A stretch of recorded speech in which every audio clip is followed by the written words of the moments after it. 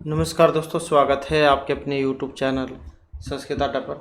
दोस्तों, आज की जो वीडियो इसमें हम करने वाले हैं आपके कॉम्पिटिटिव एग्ज़ाम के लिए इकाई 8 में, जिसमें आज की वीडियो हम यहाँ पर जो साहित्य दर्पण जो है इसको करने वाले हैं। आचार्य विश्वनाथ द्वारा रचित है, परिच्छेदों में है, जिनकी संख्या 10 है।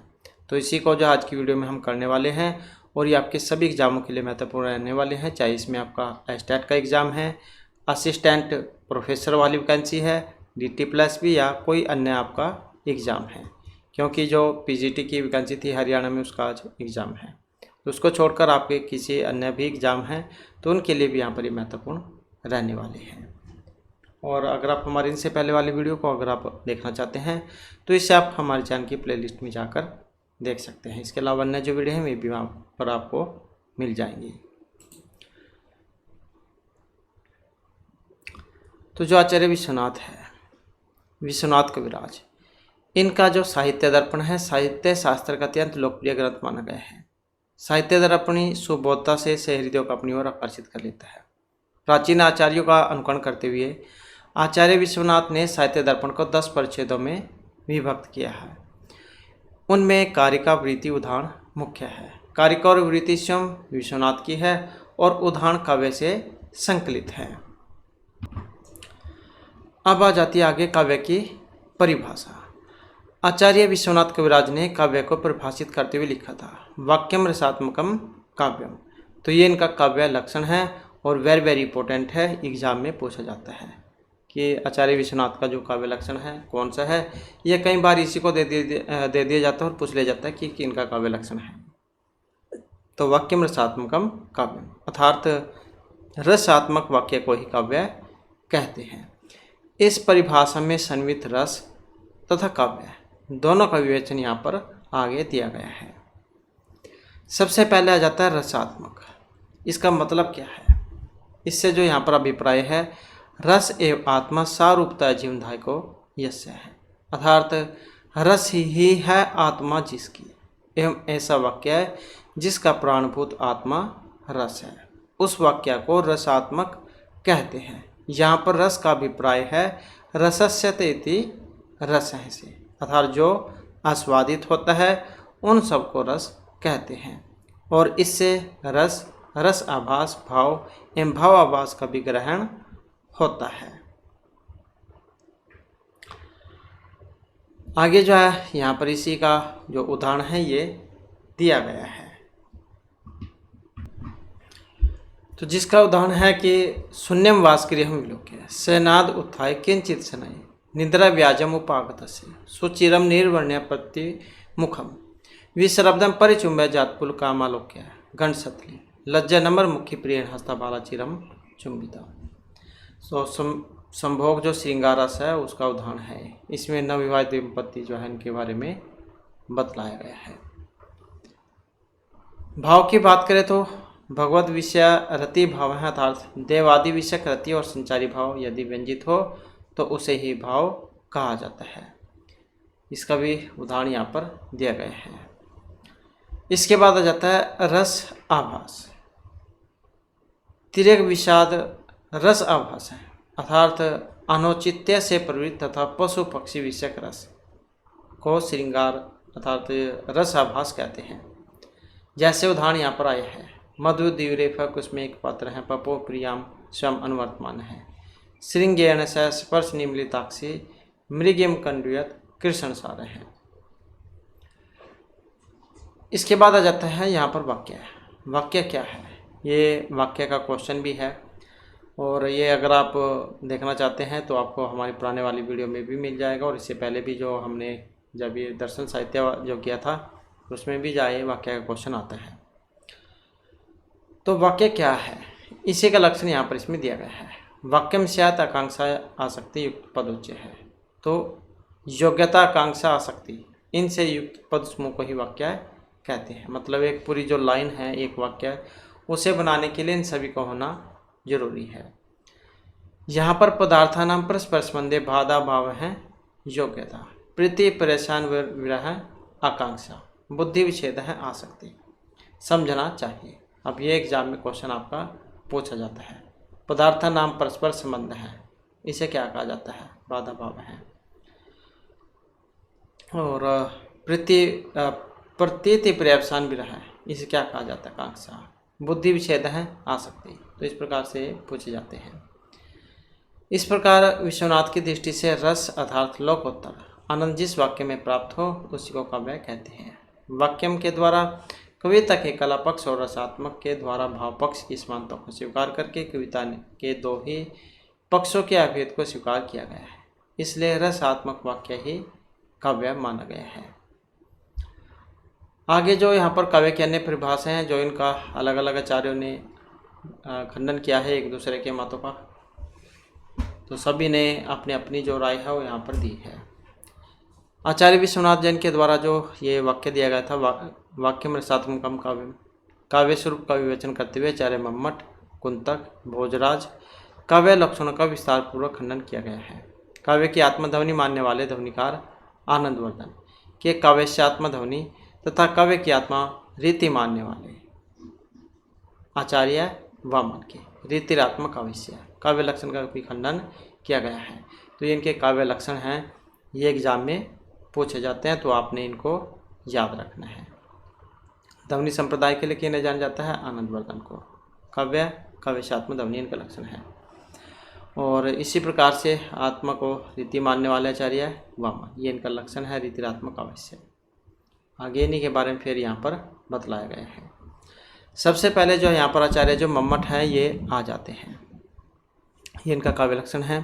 तद अदोषव शब्दार्थो सगुणव अलंकृति पुनः कवापि, दोष रहित गुण सहित तथा अलंकारों से विभूषित सर्वदेवार्थ को काव्य कहते हैं, क्योंकि यदि कहीं अलंकार स्फुट न हो तो भी कोई हानि नहीं होती। आचार्य विश्वनाथ मम्मट की इस परिभाषा का खंडन करते हुए तर्क देते हैं कि काव्य में किसी दोष की उपस्थिति से इस काव्य का मूल्य कोटि भले ही कम हो जाए परंतु उसका काव्यत्व नष्ट नहीं होता, जैसे कीटाणुविद रतन का रतनत्व नहीं होता।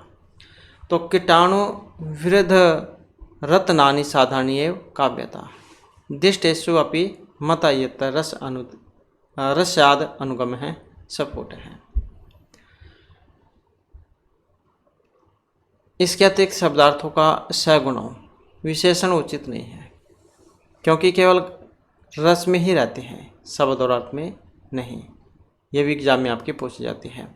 ये रस संगीनो धर्म शौर्यादेव आत्मन है उत्कर्ष हेतुमते स्यो चल अस्तित्व गुण है। अलनम कृति पुनः कवापि, काव्य रूपी पुरुष के लिए अलंकार कटक कुंडल आदि की तरह होते हैं। जिस प्रकार काव्य पुरुष के रूपक में अलंकार कटक कुंडल के समान कहे गए हैं, उसी प्रकार अलंकार युक्त शब्द और अर्थ भी काव्य में उत्कर्ष मात्र का दान करने वाले होते हैं, स्वरूप का दान करने वाले नहीं। इसलिए काव्य के लक्षण में अलंकृति पुनः कवापि को अलंकारों के स्वरूप साधक न होने के कारण ग्रहण नहीं करना चाहिए। इसके बाद है आचार्य कुंतक, जिनका लक्षण है वक्रोक्ति काव्यम जीवंतम। ये कल वाली जो वीडियो थी उसमें भी हमने आचार्य कुंतक जो इनके बारे में पढ़ा था। तो वक्रोक्ति संप्रदाय के लिए इनको जाना जाता है, वक्रोक्ति ही काव्य। आचार्य कुंतक की इस परिभाषा का खंडन करते हुए विश्वनाथ जी कहते हैं, वक्रोक्ति तो एक अलंकार मात्र है जो काव्य के एक अंग अलंकार का एक उपविभाग है। इसके अतिरिक्त अलंकार काव्य का स्वरूप नहीं होता, अपितु काव्य में केवल उत्कर्ष पैदा करता है, इसलिए लक्षण विखंडित हो जाता है। अब एग्जाम जो है उसमें इस प्रकार से आ जाता है, जैसे आचार्य कुंतक जो इनके मत का खंडन किन के द्वारा किया गया है, तो किसने किया था? विश्वनाथ ने। इसके बाद आ जाता है आचार्य भोज, अदोषम गुणवत् काव्यम अलंकारे अलंकृतम रस अन्वितम कवि कुर्वन् कृतिम प्रीतिम च विन्दति, अर्थात दोष रहित गुण सहित अलंकारों से विभूषित तथा रस से युक्त काव्य को बनाता हुआ कवि कृति और प्रीति का पात्र बनता है।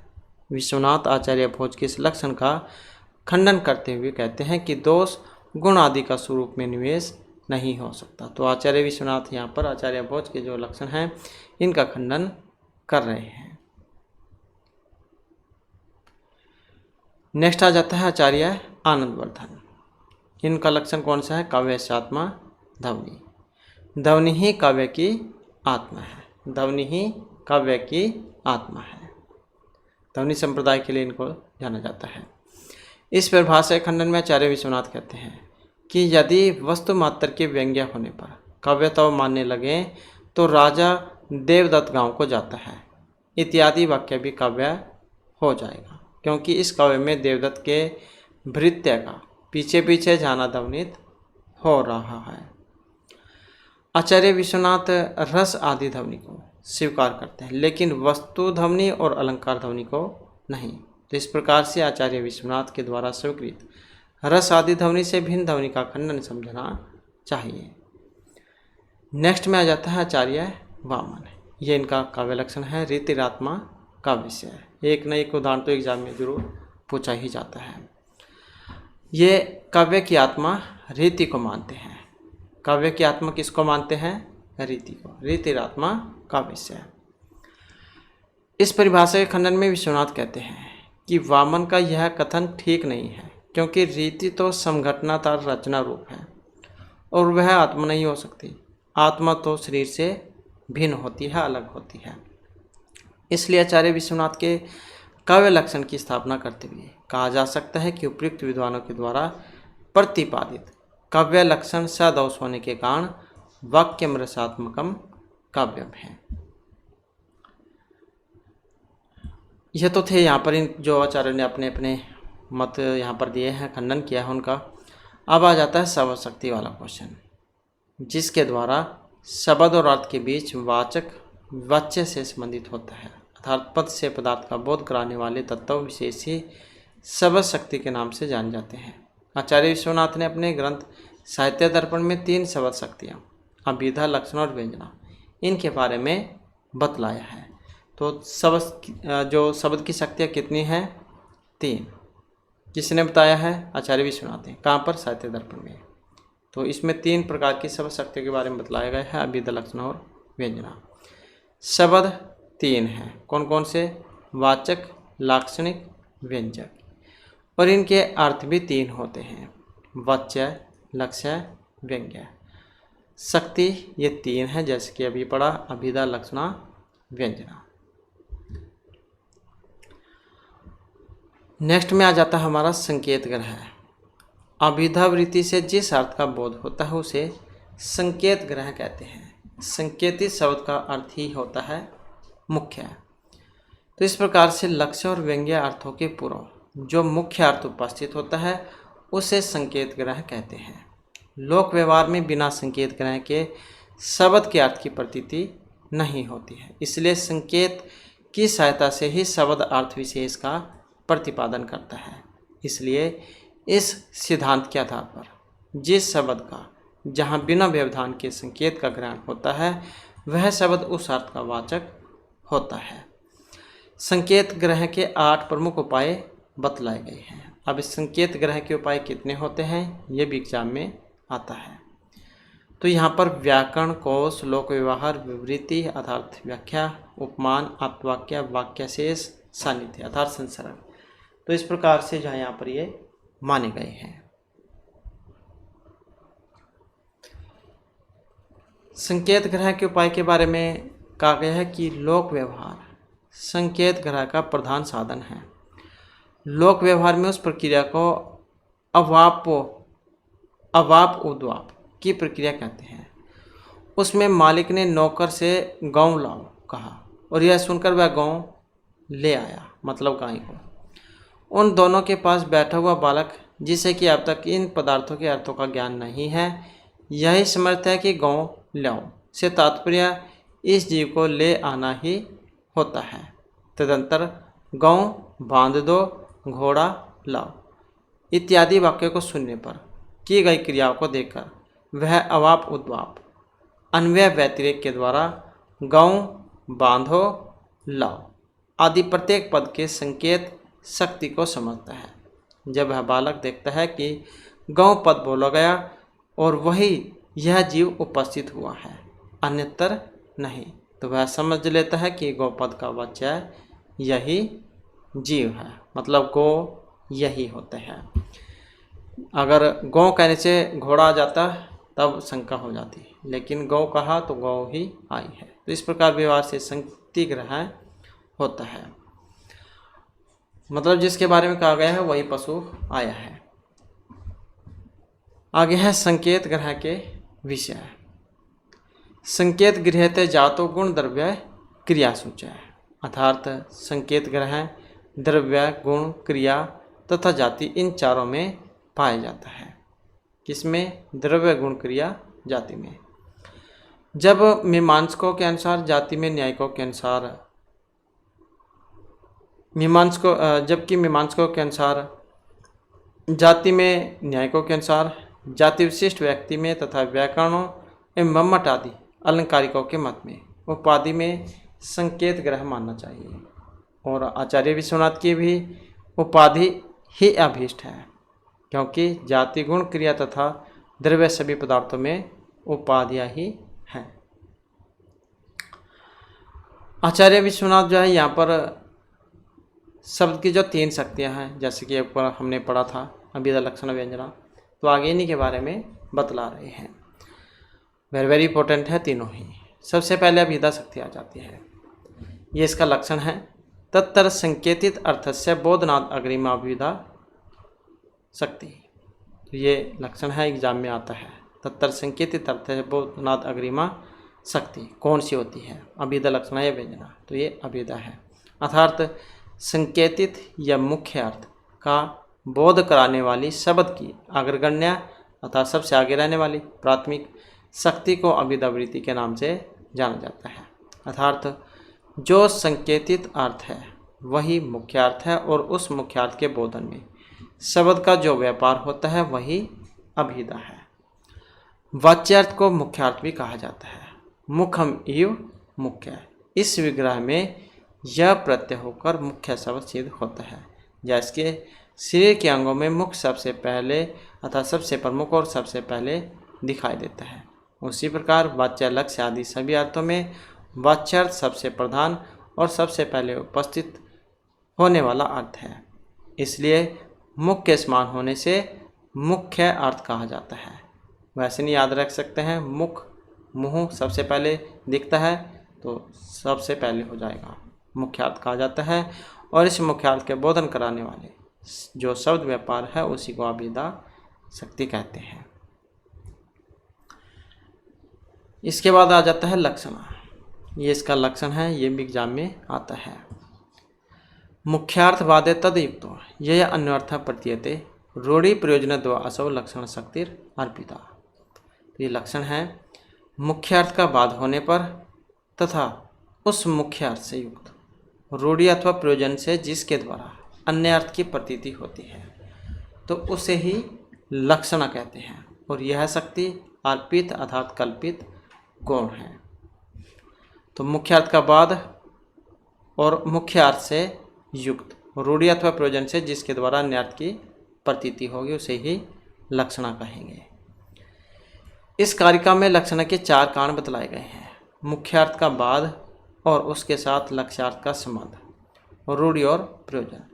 इनमें से प्रथम 2 स्वतंत्र आवश्यक हैं और पिछले 2 में से किसी एक रूढ़ि या प्रयोजन का होना जरूरी है।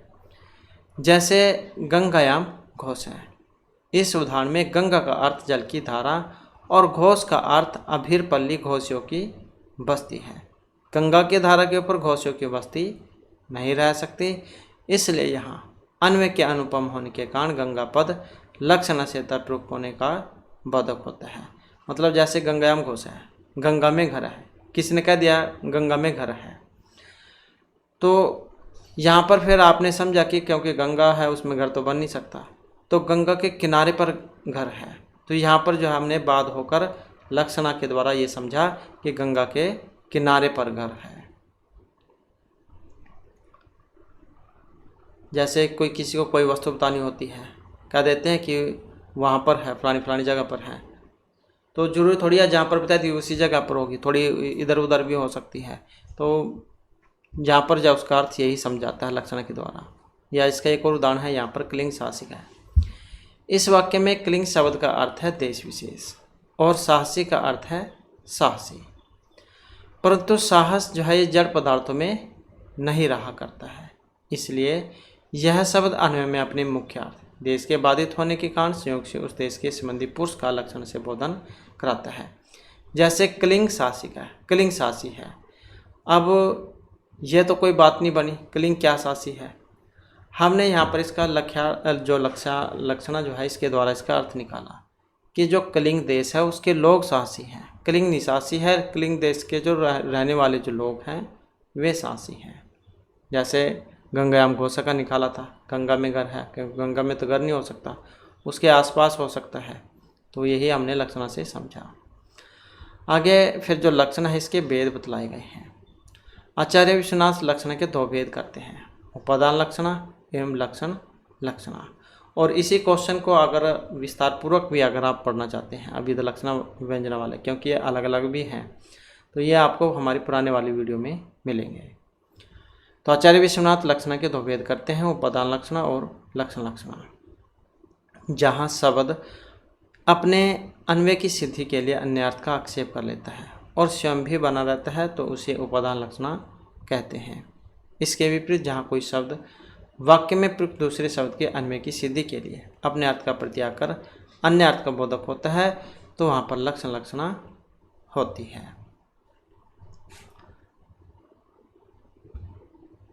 तो ये भी एग्जाम में लाइन कई बार आ जाती है कि जहाँ शब्द अपने अन्वय की सिद्धि के लिए अन्य अर्थ का आक्षेप कर लेता है और स्वयं भी बना रहता है तो वहाँ पर कौन सी लक्षणा होती है, उपादान लक्षणा।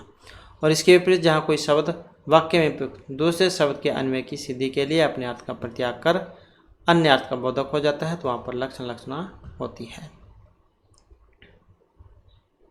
आगे यहाँ पर ये चित्र है, इसके माध्यम से भी बतलाए गए हैं। जैसे लक्षण है इसके भेद, तो रूढ़िमती लक्षणा और प्रयोजनवती लक्षणा। तो रूढ़िमती जो लक्षण है इसका उदाहरण है कलिंग साहसिका है और प्रयोजनवती लक्षण का उदाहरण है गंगायाम घोष है। ये भी आती है एग्जाम में। जैसे प्रयोजनवती लक्षण का उदाहरण कौन सा है, ये वाला गंगायाम घोष है, और रूढ़िमती का ये वाला। फिर आगे इसी के दो भेद हो जाते हैं, रूढ़िमती लक्षणा और रूढ़ि उपादान लक्षणा। तो रूढ़िमती लक्षणा फिर इसका जो उदाहरण है कलिंग शासिका और रूढ़ि उपादान का है श्वेता धावती।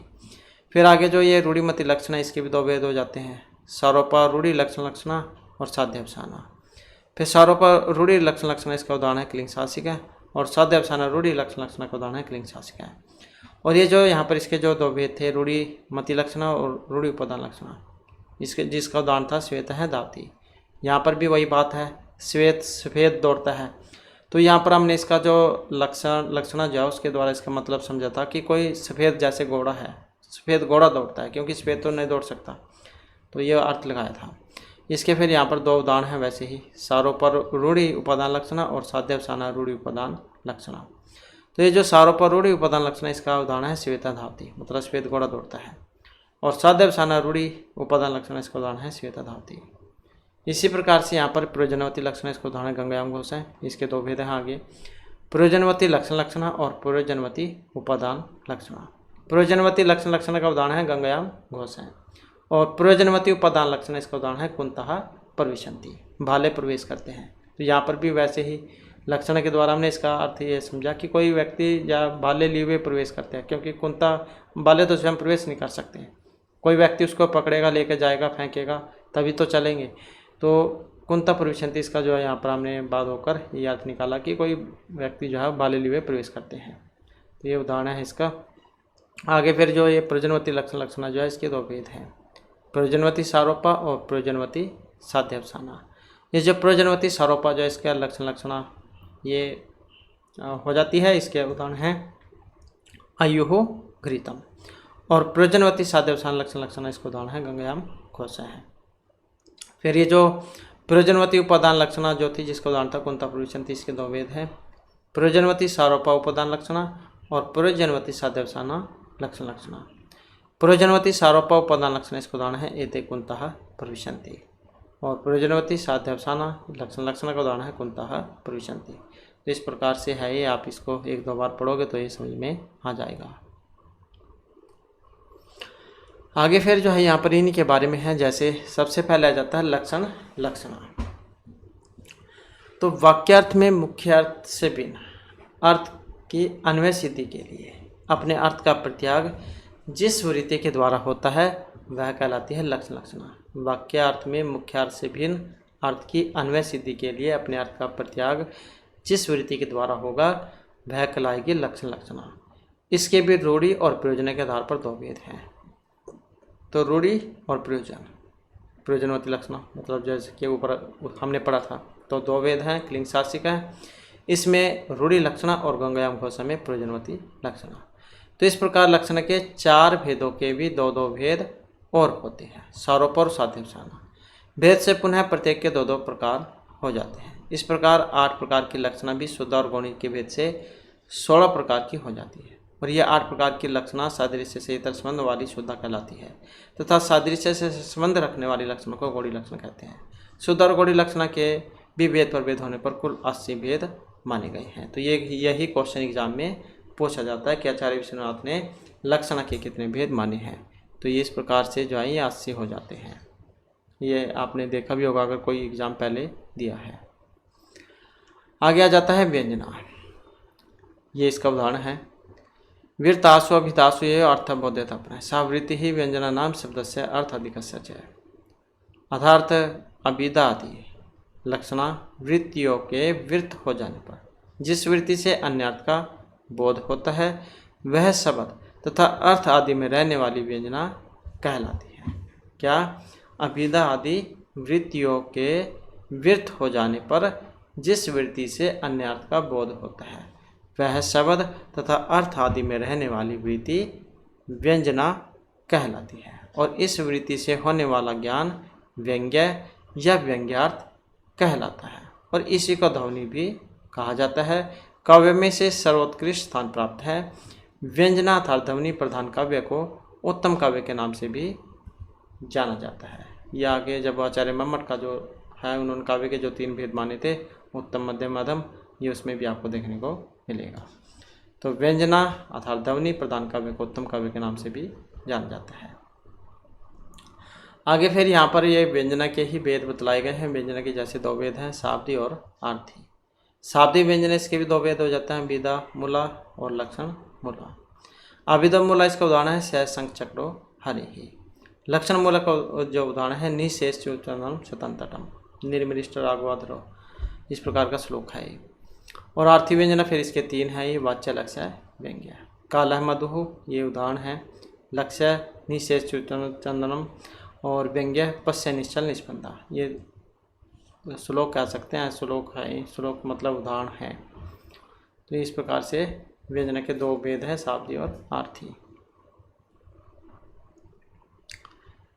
तो व्यंग्यार्थ वाच्यार्थ की तरह नियत नहीं होता, अपितु वक्ता के प्रकरण आदि के अनुसार अनियत होता है। जैसे गत है अस्तम अर्क है का सीधा वाक्य लिया गया है, सूर्य छिप गया है। गत ये जाने अर्थ में है, अस्त होना, अर्क मतलब सूर्य छिप गया है। किंतु प्रकरण आदि के अनुसार वक्ता और श्रोता के अभिप्राय से विभिन्न अर्थ हो सकते हैं। आगे जो है यहाँ पर काव्य का जो भेद है इसके बारे में बतलाया गया है। काव्यम ध्वनि गुणीभूत व्यंग्य च इति द्विविधा मतम। काव्य ध्वनि एवं गुणीभूत के भेद से 2 प्रकार का होता है। वाच्यातिशयनी व्यंग्य ध्वनि काव्यम उत्तमम, ये ध्वनि काव्य जो उसका लक्षण है, ये भी एग्जाम में पूछा जाता है। ध्वनि उत्तम काव्य कौन सा होता है, इसका लक्षण आ जाएगा, पूछ लिया जाएगा कौन सा है। तो वाच्यातिशयनी व्यंग्य वाचा ध्वनि बुद्धि कथिता है। वाच्यातिशयनी व्यंग्य ध्वनि काव्यम उत्तमम। व्यंग्यार्थ वाच्यार्थ से अधिक चमत्कार युक्त होने पर ध्वनि होती है और उसमें युक्त काव्य उत्तम काव्य है। इसके बाद है भेदो ध्वनि अपि द्व उदीरितो लक्षणाभिधा मूलौ अविवक्षित वाच्यान्य अविवक्षित अन्य पर वाच्य है। ये इसी के फिर 2 भेद हैं ये वाले। आगे है काव्य ध्वनि के भेद। तो काव्य ध्वनि के भी 2 भेद हो बतलाए गए हैं जो यहाँ पर देखने को मिलेंगे। सबसे पहले आ जाता है विधामूलक और लक्षणमूलक। तो काव्य ध्वनि के भी 2 भेद हैं, विधामूलक लक्षणमूलक। पहला ध्वनि अविवक्षित वाच्य है क्योंकि इसमें वाच्यार्थ वाक्य के तात्पर्य में उपयुक्त न होने से या दूसरे अर्थ में संक्रमित होता है या फिर अत्यंत तिरस्कृत होता है, तथा दूसरा विवक्षित वाच्य अपरवाच्य है। इसमें अन्य परवाच्यार्थ अर्थात व्यंग्य में तात्पर्य वाला वाच्यार्थ विवक्षित होता है। यहाँ अविवक्षित वाच्य लक्षणामूलक ध्वनि है, क्योंकि यह लक्षणामूलक व्यंजना का विषय होता है, इसलिए वाच्यार्थ अविवक्षित होता है क्योंकि उसका स्वरूप बाधित होता है। ये अर्थांतर संक्रमित वाच्य अत्यंतम तिरस्कृत है। अविवक्षित वाच्यापि ध्वनि विन्द्यम रिच्यति।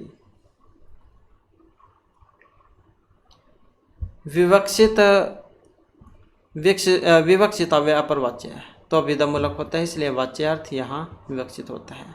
कारिका में अन्य पर का अर्थ व्यंग्य में तात्पर्य वाला से है और इसमें वाच्यार्थ स्वयं को भी प्रकाशित करता हुआ व्यंग्य में तात्पर्य वाला है। जिस प्रकार दीप स्वयं प्रकाशित होते हुए घर को भी प्रकाशित करता है, मतलब स्वयं तो जलते ही है लेकिन अन्य को भी प्रकाशित करता है, ठीक उसी प्रकार अभिधामूलक का विषय अधिक व्यापक होने से लक्षणमूलक ध्वनि के बाद इसका निर्देशन किया जाता है। वाच्यार्थ के दूसरे अर्थ में अर्थात सामान्य अर्थ में संक्रमित होने से अर्थांतर संक्रमित वाच्य तथा वाच्य के अपने स्वरूप में अनुपयुक्त होने से अत्यंत तिरस्कृत वाच्य कहा जाता है। इस प्रकार अविवक्षित ध्वनि भी दो प्रकार की होती है, अविवक्षित वाच्य ध्वनि, और इसके भी दो भेद हैं। कौन कौन से? अर्थांतर संक्रमित वाच्य और अत्यंत तिरस्कृत वाच्य। अविवक्षित वाच्य नामक ध्वनि अर्थांतर संक्रमित वाच्य में अत्यंत तिरस्कृत के भी भेदों से दो प्रकार की होती है। जहाँ स्वयं अनुपयुक्त बना सामान्य मुख्य अर्थ सविशेष रूप दूसरे अर्थ में परिणत होता है, वहाँ सामान्य मुख्य अर्थ स्वरूप सविशेष रूप अर्थांतर में संक्रमित होने से अर्थात संक्रमित वाच्यता होती है। इसका उदाहरण यहाँ पर दिया गया है। कदली कदली कर भय करी राज कर है भुवन त्रि थे अपि विभर्ति तुलामिदम उर्युगम न चमुरुदि से है। अर्थात कदली कदली ही है, अर्थात वह बहुत ठंडी होती है। करभ मणिबंध कनिष्का तक का भाग करभ ही है, मतलब जहाँ तक ये आती है हाथ पर, और वह बहुत छोटा होता है। हाथी की सूंड ही है, अर्थात कर्कश होती है, इसलिए इस हरिण नयना का उरु युगल तीनों लोकों में किसी भी वस्तु से सदृशता नहीं रखता। विश्वास के वाष्प से अंधे दर्पण की भांति चंद्रमा प्रकाशित नहीं होता। अत्तर भ्रम धार्मिक इत्यतः भ्रमणस्य विधि प्रकृते अनुपयुज्यमानतया भ्रमण निषेधे प्रवस्ति इति विपरीत लक्षण संकलन कार्य। अर्थात अंधत्व एवं अप्रकाशत्व का समन्वय विशेष भावना होने से यहाँ अर्थात संक्रमित वाच्य नहीं होता, अपितु अत्यंत तिरस्कृत वाच्य ही होता है। जैसे हे धार्मिक, अब आश्वस्त होकर भ्रमण करो, क्योंकि जिससे आप डरते थे उस कुत्ते को आज गोदावरी नदी के किनारे के निकटवर्ती गृह में रहने वाले उन्मत्त सिंह ने मार दिया है। इस पद्य में भ्रमण रूप विधि प्रकृति में अनुपयुक्त होने से भ्रमण के निषेध में पर्यवसित होने से विपरीत लक्षण की शंका नहीं करनी चाहिए। इसके विपरीत यहाँ पर फिर प्रकरण आदि के पर्यालोचन से विधि निषेधार्थ में एवं निषेध विधि अर्थ में जाने जाते हैं, वहाँ तो अविधामूलक वस्तुध्वनि ही होती है। जिस प्रकार कहा गया है कि कहीं तो पहले अनुपयुक्त बने अर्थ की प्रतीति होती है और कहीं तो पहले ही उपयुक्त बने अर्थ का बाधन होता है। पहली स्थिति में लक्षणमूलक ध्वनि है और बाद की स्थिति में अभिधामूलक। इसका फिर आगे ये उदाहरण है। विवक्षित अभिधेयापि द्वितीय भेद है। प्रथम मत है असमलक्ष्य कर्म है यत्र व्यंग्य लक्षण कर्म है तथा। अर्थात विवक्षित वाच्य पर वाच्य ध्वनि भी असमलक्ष्य कर्मव्यंग्य तथा समलक्ष्य कर्मव्यंग्य के भेद से दो प्रकार की होती है। इसका फिर यहाँ पर बताया गया है। तत्र अध्ययन रस भाव आदि एक है एवं गण्यते एक भी भेद अन्यत्वाद समगेह तस्य न एव यत्। अर्थात दोनों में से पहला अर्थात असमलक्ष्य क्रम रस अभाव आदि रूप ध्वनि है और ये एक ही प्रकार का गिना जाता है और इसके अनेक भेद हैं और उन अनेक भेदों में से एक भेद भी अनुभव आदि के कारण अनंत होने से वह संख्या योग्य नहीं, इस कारण वह एक ही है। ये इसके बारे में बताया गया है यहाँ पर। इसके बाद आ जाता है वस्तु तथा अलंकार। इस प्रकार पदार्थ के दो भेद होते हैं, ये दोनों के स्वतः स्वयं भी कवि की प्रौढ़ उक्ति मात्र से सिद्ध अथवा कवि के द्वारा निबद्ध तथा वक्ता की प्रौढ़ उक्ति मात्र से सिद्ध भेद से प्रत्येक के तीन तीन भेद होकर 6 प्रकार होते हैं। इन 6 प्रकार के अर्थों से व्यंजमान वस्तु का अलंकार रूप वाला अर्थ शक्ति उद्भव व्यंग्य 12 प्रकार का होता है। स्वतः संभावी और अर्थ औचित्य से अन्यत्र भी संभाव्यमान है। प्रौढ़ोक्ति से सिद्ध का अभिप्राय कवि की प्रौढ़ोक्ति मात्र से सिद्ध है, न कि औचित्य से। व्यंग्य भेदाद ए व्यंज का नाम काव्य नाम भेद है तत् अष्टादशतः ध्वनि। इस प्रकार व्यंग्य के भेद से व्यंजक काव्यों के भेद बतलाए गए हैं और इस प्रकार ध्वनि के 18 भेद होते हैं। ये आ जाते हैं एग्जाम में। अविवक्षित ध्वनि के अर्थांतर संक्रमित और अत्यंत स्कृतवाच्य इस प्रकार से 2 भेद होते हैं, तो ये भी एग्जाम में आते हैं। अविवक्षित जो ध्वनि है इसके कितने भेद हैं? 2 अर्थांतर संक्रमित वाच्य और अत्यंत तिरस्कृत वाच्य है। विवक्षितान्य अन्य प्रवाच्य तथा असमलक्ष्य करव्यंग्य के रूप में एक होता है। समलक्ष्य करव्यंग्य के शब्द शक्ति आर्थ शक्ति उभय शक्ति के रूप में 15 भेद हैं। इस प्रकार ध्वनि 18 भेदों वाली होती है। प्रबंधे अपि मत है धीरई अर्थ शक्ति उद्भव ध्वनि। इस प्रकार अन्य अर्थ शक्ति मूल समलक्ष्य क्रम भेदों में भी पदगत स्वरूपों के उदाहरण देना चाहिए। इस प्रकार ध्वनि के पूर्वोक्त 18 भेदों में से शब्दार्थ शक्ति उत्तत व्यंग्य वाक्य मात्र में होने से एक ही है। अन्य 17 भेद वाक्य एवं पद दोनों में होने से 34 भेद हुए हैं। इस प्रकार कुल मिलाकर 35 भेद हो जाते हैं और यह अर्थ शक्ति मूलक ध्वनि भेद काव्याचार्य के द्वारा प्रबंधगत भी माना गया है। ये आगे इसके बारे में है। तो इस प्रकार से उस ध्वनि के 51 भेद माने गए हैं और ये 3 का संकर तथा एक रूप की सृष्टि से उस ध्वनि के भेद हैं। तो आगे इतना महत्वपूर्ण यहाँ पर ये नहीं है। उस गुणीभूत व्यंग्य में व्यंग्यार्थ रस भाव आदि का पोषक मात्र हो, जिसका प्राधान्य संदिग्ध हो, जिसका वाच्यार्थ के समान ही प्रधान भाव हो, अस्फुट अर्थात शरीर के लिए बोधगम्य न हो, वाच्यार्थ के समान हो, सभी के द्वारा गेय और चमत्कारी न हो, तो उस गुणभूत व्यंग्य काव्य के 8 भेद माने गए हैं। इतरस्य रसादि रंग रसादि व्यंग्यम अर्थात जहाँ कोई रसभावादि रूप व्यंग्यार्थ किसी दूसरे रसभावादि रूप व्यंग्य अर्थ के अंग रूप से रहा करता है उसे इतर व्यंग्य कहा जाता है। तो ये इतना महत्वपूर्ण यहाँ पर नहीं है। अहम से रचन उत्कर्षी पिन स्तन विमर्दन है। तो यहाँ पर क्या कहा गया इसमें कि यही वह करदनी को खींचने वाला, पुष्ट सतनों को मर्दन करने वाला, नाभि उरु और जांग को छूने वाला, करी वस्त्र की गांठ को खोलने वाला हाथ है। यहाँ रसन उत्कर्ष आदि से व्यक्त श्रृंगार रस प्रकरणिक कर्ण रस का पोषक है, इसलिए श्रृंगार इतर व्यंग्य है और प्रधानहीन होने से गुणीभूत धैर्य दूसरे स्तर का है। इस प्रकार का तो जो एग्जाम में नहीं आता है। अब आ जाता है श्रव्य काव्य। तो इसमें गद्य पद्य और मिश्र काव्य के लक्षण हैं। श्रव्यम श्रोतव्यम मात्रम तत्पद गद्यम द्विविधा। केवल शून्य योग्य काव्य को श्रव्य काव्य कहते हैं और वह 2 प्रकार का होता है, गद्य और पद्यमय। छंदोबद्ध पद्यम पद्यम तेन मुक्तकम द्वाभ्याम तो युगकम सदांतिकम त्रिभिष्यते कलापकम चतुभि च पंचभि कुलकम मतम। अर्थात जिसमें पद छंदोबद्ध होते हैं उसे पद्य काव्य कहेंगे। पदांतर की अपेक्षा न रखने वाले एक पद्य को मुक्तक, परस्पर सापेक्ष 2 पद्यों को युग्मक तथा परस्पर 3 पद्यों से सादांतिक होते हैं और 4 पदों से कलापक एवं 5 पदों से कुलक माने गए हैं। तो ये पद्यांश किस प्रकार से होते हैं उनके बारे में बतलाया गया है कि जिसमें पद छंदबद्ध होंगे उसे हम पद्य काव्य कहेंगे। पदांतर के बाद अपेक्षा न रखने वाले एक पद को मुक्तक, 2 पदों को युग्म जोड़ा कह देते हैं जैसे, और 3 पदों को सदांतिक कहते हैं, और 4 पद से कलापक और 5 से कुलक माने गए हैं। तो आगे इनके बारे में है, जिसमें छंद लेस मात्र भी न हो उसे गद्य कहते हैं, और वह 4 प्रकार का है, मुक्तक, वृत्तगंधी, उत्कलिका, पराह तथा चौनक। इनमें पहला मुक्तक समास रहित, दूसरा छंद के अंश से युक्त, तीसरा उत्कलिका प्राय दीर्घ समास से पूर्ण, और चौथा अल्प समास वाला होता है। गद्य पद्य में काव्यम चंपुरीति अभिधीयते।